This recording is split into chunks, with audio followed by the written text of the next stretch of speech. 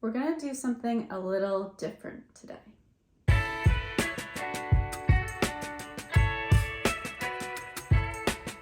So when I first started sewing, I just had my sewing machine, and in order to finish seams, I used either the zigzag stitch from my sewing machine or use a French seam.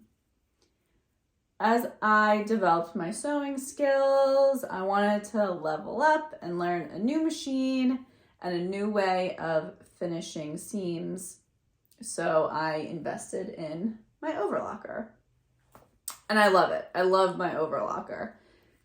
It was a little intimidating at first to thread it, to understand, there's a knife that cuts the edge of the fabric. It can be a little intimidating, but with practice, it becomes less scary. And I was fortunate enough that my stepmom had her overlocker and let me borrow it first, so I could kind of test it out and get a feel for it and see if it was something I really wanted to buy. So I've been using my overlocker for probably about a year now. And during that time, I also discovered that my overlocker can do a rolled hem. And if you've been watching my videos, you know that I use a rolled hem quite a bit to finish skirts, the bottom of sleeves, the top of dresses sometimes. And it creates this really beautiful, really professional looking finish. So it got me thinking, what else can my overlocker do? What other stitches am I missing out on? So I thought today I would bring you along and we could explore my machine together.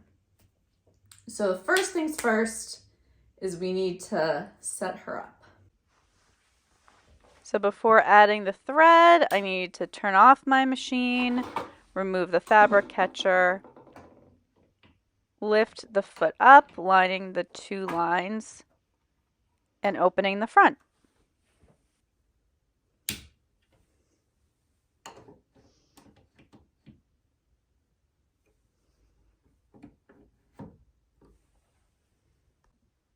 I also slid the lever that moves the lower looper out of the machine. So I work from right to left when threading my machine. So first I'm going to thread the lower looper, and that is the one with the blue dial. So I thread it through the thread tree and then down to the front of the overlocker. So you can see that I'm following the blue line, and it's also numbered. So you see I'm doing it through the 5, the 6, the 7, the 8, and then through the lower looper. Now this can be a little tricky, and it does give you tweezers, which sometimes helps because you have to hook it around there. I closed up so you can see that. And then put it through a little hole at the end of the hook. And even though this might seem like it's harder, I keep the foot on, and then I take the thread and I loop it around the foot and the knife, because I feel like it's easier to do this than to try to put the foot on with all the threads.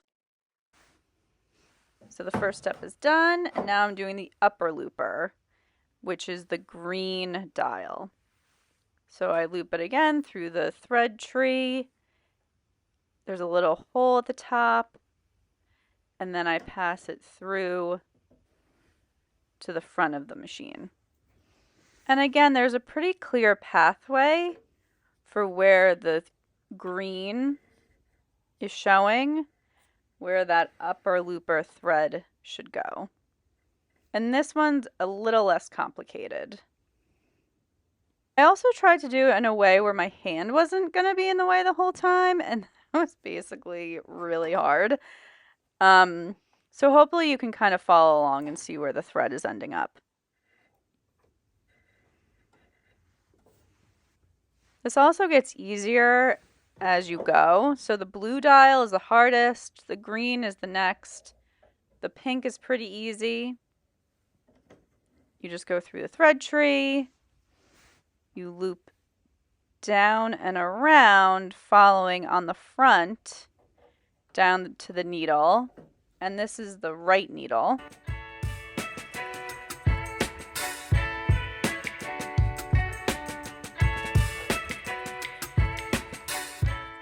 And then yellow is the easiest, and that's the left needle.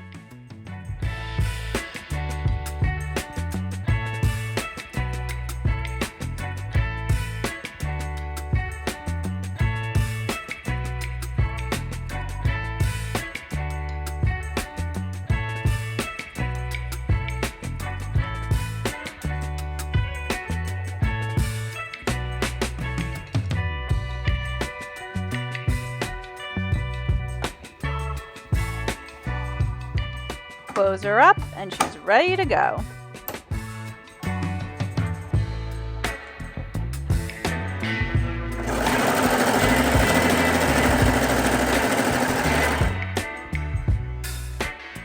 And let's not forget the trim trap. And my snips. So the first stitch I'm going to do is the just regular 4-thread overlock stitch.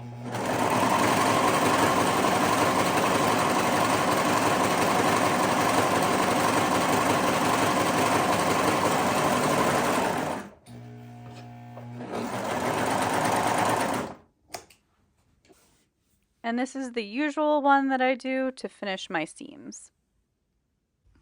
Okay, so next I have to prepare to make a rolled hem. And this is one that I have done before. So I'm going to lift up the foot and I'm going to pull this just so I can snip it as close as possible. And I have to remove my left needle.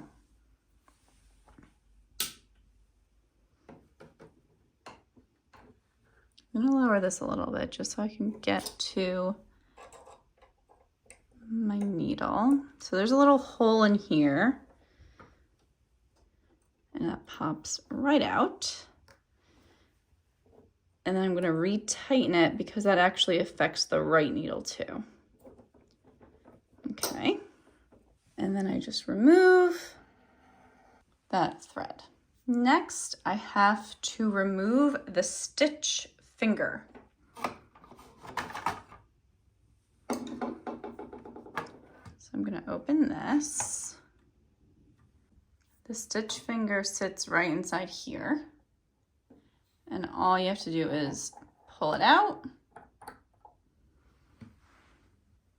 And my machine comes with a little spot inside that you can store it, but I'm just going to set it off to the side with my needle for now. Okay, now I have to adjust some of the dials. So it says to adjust the stitch width dial up to the R position, which I already have mine. It's at 5R, so that's the R. Adjust the stitch length. So right now I have it at 3. I move it to R, and everything else should be okay. So now I should be able to stitch a rolled hem.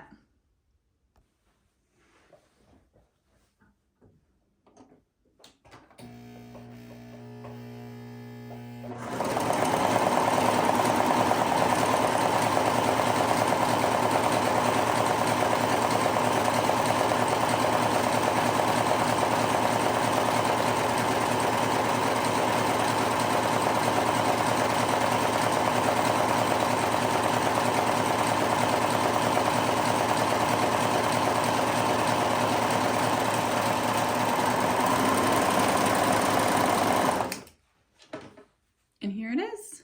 Oh my gosh, I love it so much.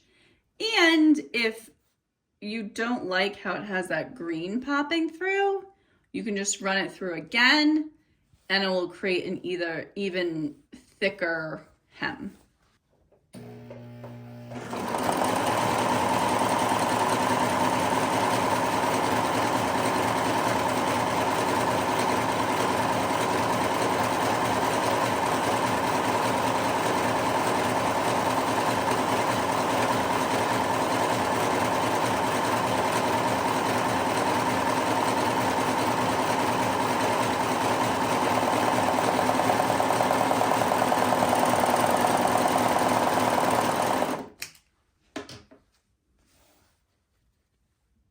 Even thicker. It uses a lot of thread, but it's so worth it. Okay, so if I'm looking at the manual, I just did the rolled hem stitch. Now I should be able to do the narrow overlock stitch. Everything is the same except for the upper loop thread tension and the lower loop thread tension. It's a little bit different for medium materials. So I'm going to adjust those on the overlocker. So the needle thread stayed the same. The upper looper I changed to a 6, and the lower looper I changed to a 6. And for fun, I'm just going to do it on the other side of my rolled hem so I can compare the two. So here we go.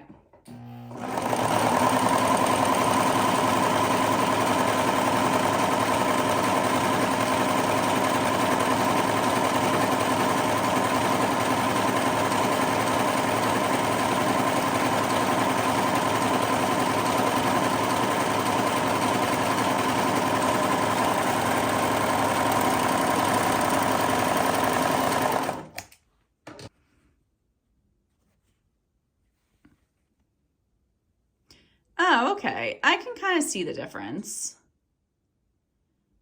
Like you can kind of see more loops here, but the front looks very similar. I mean, I did 2 of these, so it's kind of hard to tell, but I think this looks more a little like loopier. And the rolled hem is a little tighter.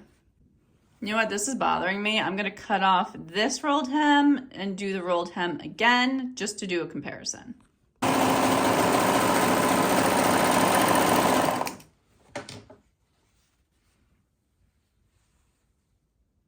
So that's the rolled hem.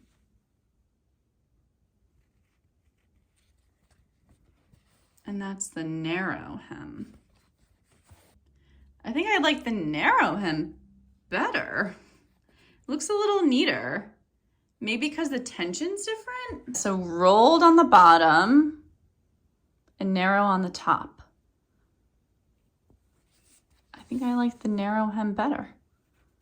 Huh, now I know. All right, let's move on to the next stitch. Okay, next up, I am going to be using the blind stitch foot. And it looks like for this one, I can do blind stitching, flat lock stitching, pin tuck stitching, and that's it. So I'm going to replace the foot and then follow the directions in the manual of how to set up my overlocker. Okay, I'm reading the manual, so you don't have to. Recommended settings: stitch width 5, stitch length 3 to 4, needle tension slightly slackened 0 to 2. So I'm going to say 1. So 1 here. And they recommend when you're changing tension, you go from left to right. Upper looper thread tension slightly tightened, 5 to 7. So let's go 6. And lower looper thread tension slightly slackened, 2 to 4. So we'll go 3. Attach the blind stitcher foot.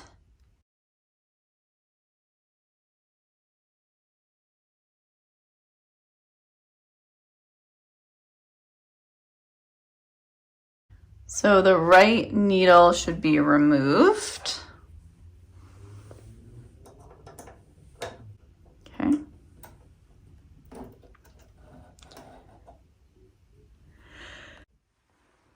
Okay, so I inserted my left needle.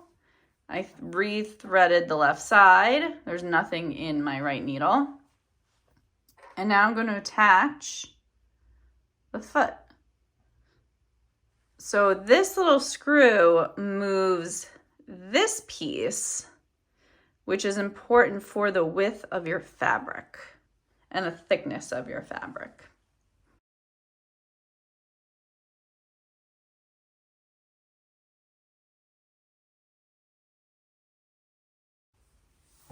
Turn it on. Make sure the wheel is lined up over here. Okay, so this is a blind hem. So they said it's easier or better if you iron your fabric, which I'm not going to do because this is just a test piece. So this is going to be the width of your hem.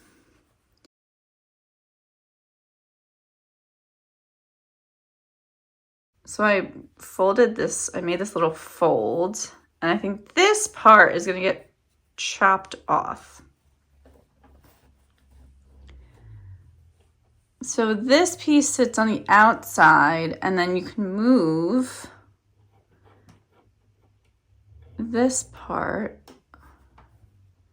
because you want to get as close to the needle. You want the needle to be close to this edge. I'm going to say that's good. And here we go.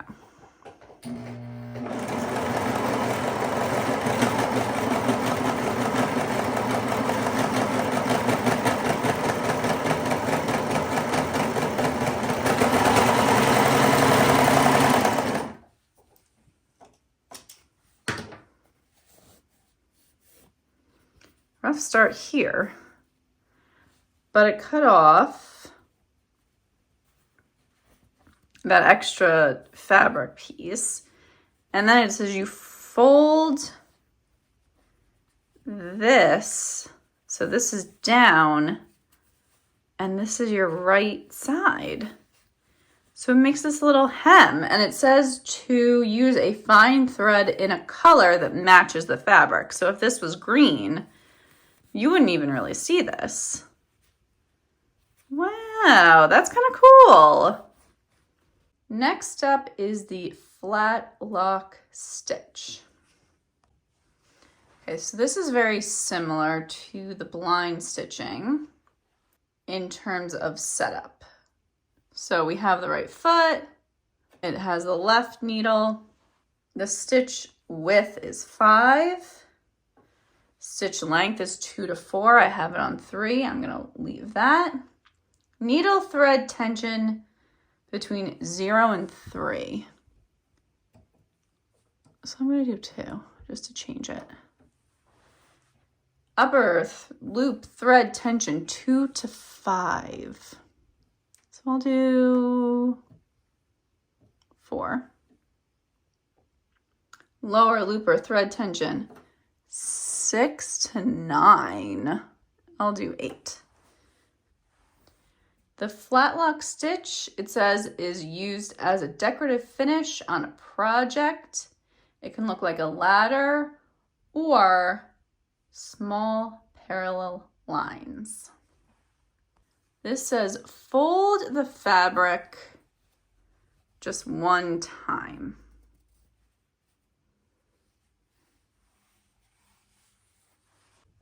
Okay, again, it says turn the hand wheel. lift the presser foot and insert the fabric with the folded edge in such a way that the needle pierces just on the folds. So like this.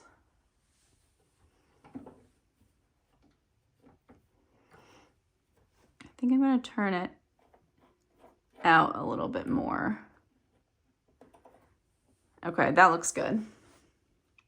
Here we go.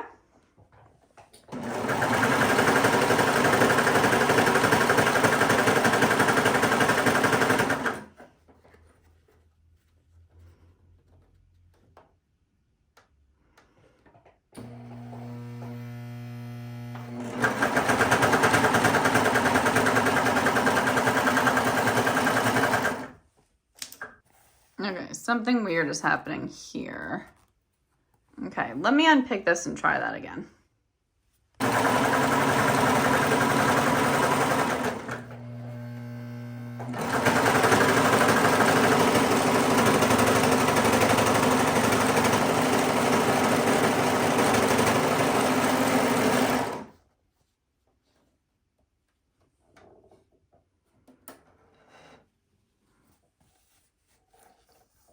Something definitely is not working here.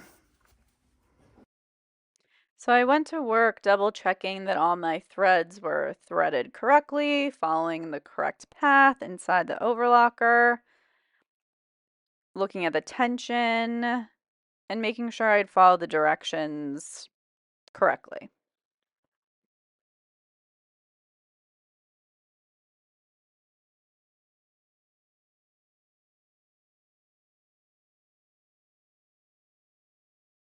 There we go. All right, and try this flat lock stitch again.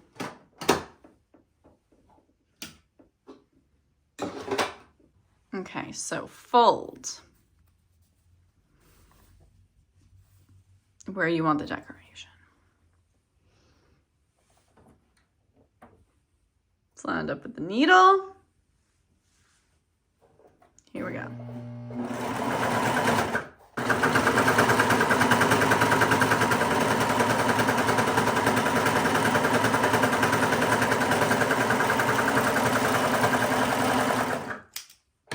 Is there 3? I don't know what's happening here.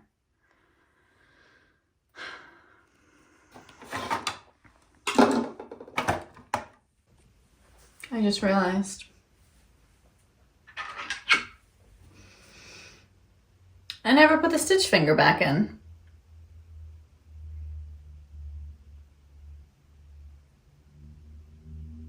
I feel like that would make a difference because the first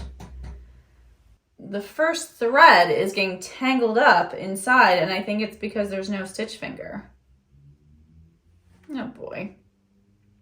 See, but the more mistakes you make, the more you learn about the machine, and that's like exciting to know you're learning more, but at the same time, for this video, it's a little frustrating. So I'm going to put the stitch finger back in, unpick this, and we're going to try it one more time. We're learning, we're growing, we're expanding, we're doing all the things. Okay, let's try this one more time.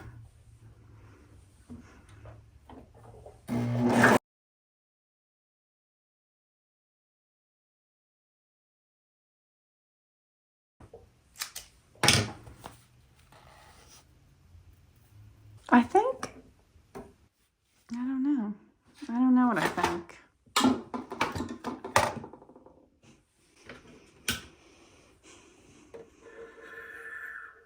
The tension is too high. And this keeps breaking. This keeps getting caught under this guy.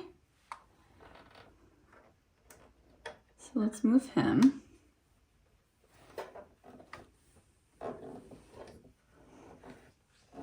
Okay, so that's good. And that needle just does that. Okay, so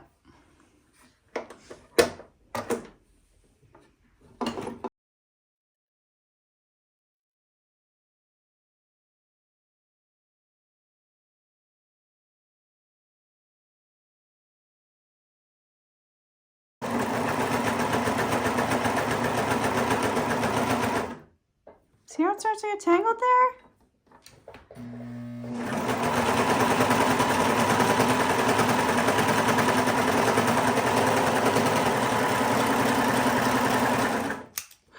Oh, it looks like it did it this time though. There's a little tangle there.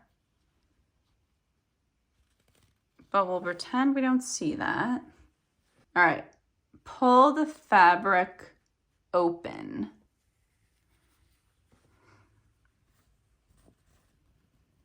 Ooh. Either stitch finish can be used. So this is the ladder.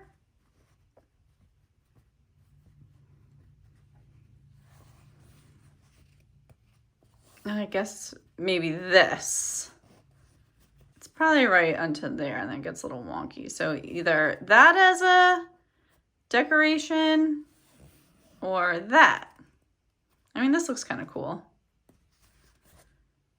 Okay, flat lock stitching complete. The last one with this foot is now pin tuck stitching. This uses a rolled edge to add shape and decoration to any sewing project. You know, it's getting kind of late. I'm getting very tired. And I think it would be better if I picked this up tomorrow with a fresh head, fresh set of eyes, and took on pin tuck stitching. So I'll see you tomorrow. Okay, it's a few days later. I am feeling fresh. I am feeling ready to tackle the rest of these stitches, and I'm excited to learn more about the overlocker. So we are going to pick up with the pin tuck stitching. So I have the right needle in place. I need to remove the stitch finger, remembering that that's removed. So I'm going to turn this to R. It's already at R. Change this to R. That's going to stay. And change my tension. I don't have to worry about my yellow. This goes back to 5. This is at 6. And that's at 6. Next, it said, draw equally spaced lines on a piece of fabric. So I did that. I made them like an inch apart. It says to fold on the lines and iron. I'm not gonna iron. But I guess that's where the pin tuck is gonna be on either side of the line. Turn the hand wheel so the line on the hand wheel is aligned with the line on the machine. Lift the presser foot. It's already up. And insert the fabric with the folded edge in such a way that the needle pierces just the folded edge.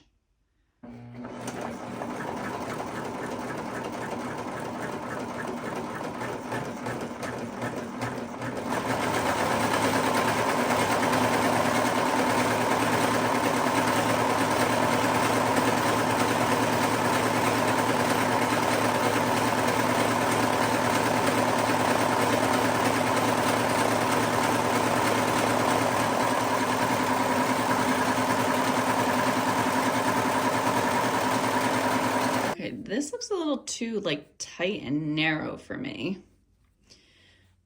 I read the directions again and they said to move the blind stitch foot with the line on the right side of the stitch finger. So I'm adjusting this. Here's the line, here's the guide. So the line is on the right side of the guide. So I'm going to try this again.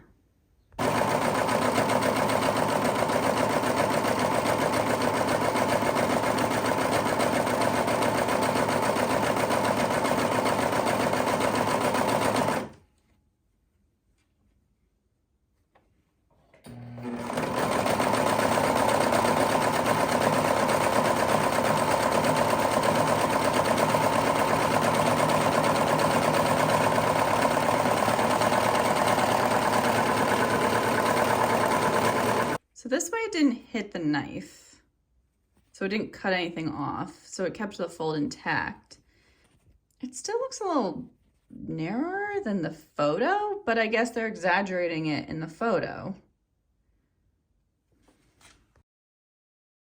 So I continued to sew on those lines, and after looking up a picture of what pin tuck stitching looked like, I realized this is exactly what it looks like. And as I continue to go, it made more sense to me, and it actually was like a really cool feature.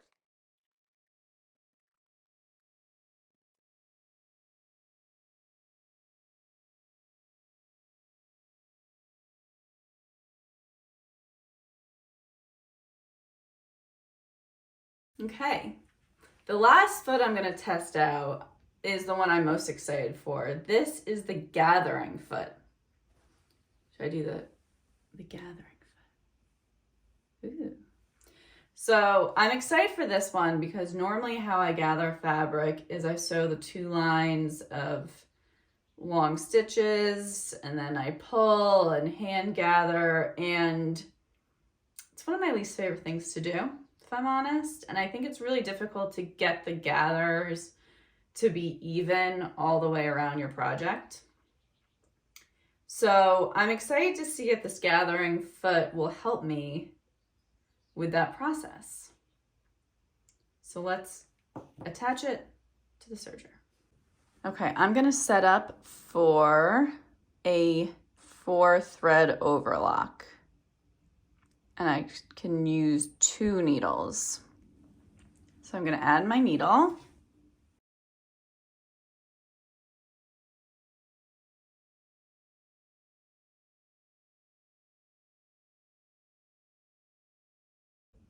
Okay, so I added the 2 needles. I double checked everything was lined up here. I'm going to insert the stitch finger back in. My ratio is always 4, 4, 4, 5. And it says to set the stitch length to 3.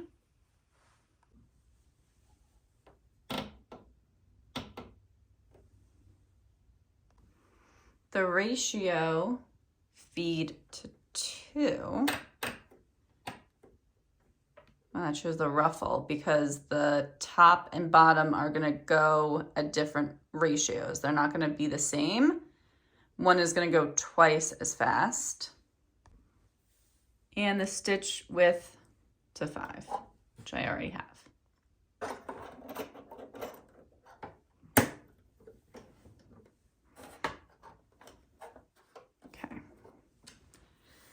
She's a long one. Okay, so I have a shorter piece of fabric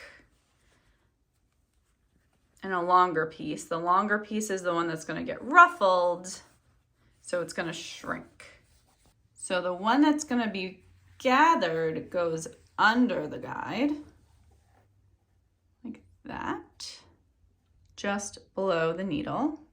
And then the top piece of fabric goes between the gathering foot and the guide.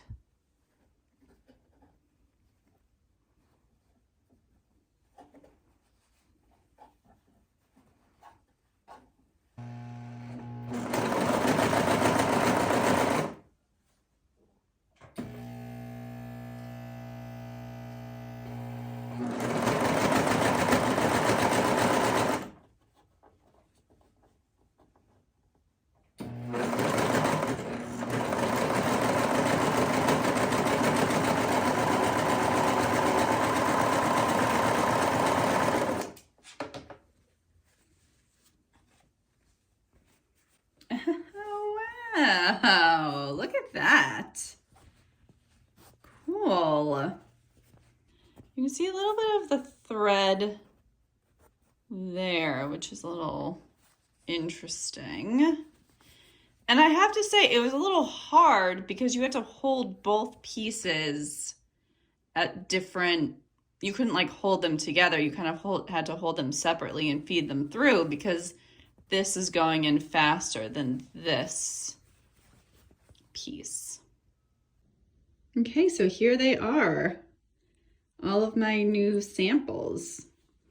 The regular overlocker, that new hem technique, my rolled hems and the narrow hem. This decorative stitch, the ladder, or the other side, which is kind of like the loops. The pin tuck and the ruffle. I can see myself using the pin tuck. Now that I'm looking at it, I get it. And I could see how it'd be really cute on the front of a shirt. And I definitely want to try this ruffle technique and play around with some settings and kind of figure out how I can use this in my future sewing. And even this hem technique is kind of nice when it's easy enough when you don't feel like doing, when you have a lot of hem work to do. Well, thanks for joining me while I played around with my overlocker. I hope you were at least entertained. Maybe you learned something. Maybe the overlocker is a little less intimidating. I hope I didn't make it more intimidating. If you have any tips or things that you'd like to do with your overlocker, I would love to hear it in the comments below. I love learning new machines and new techniques, and I feel like with YouTube and Instagram, I'm always learning something new. And I love to learn from seasoned sewists. But that's it for today. So thanks again for joining me. If you liked this video, please like and subscribe, and I'll see you next time on another sewing adventure. Bye.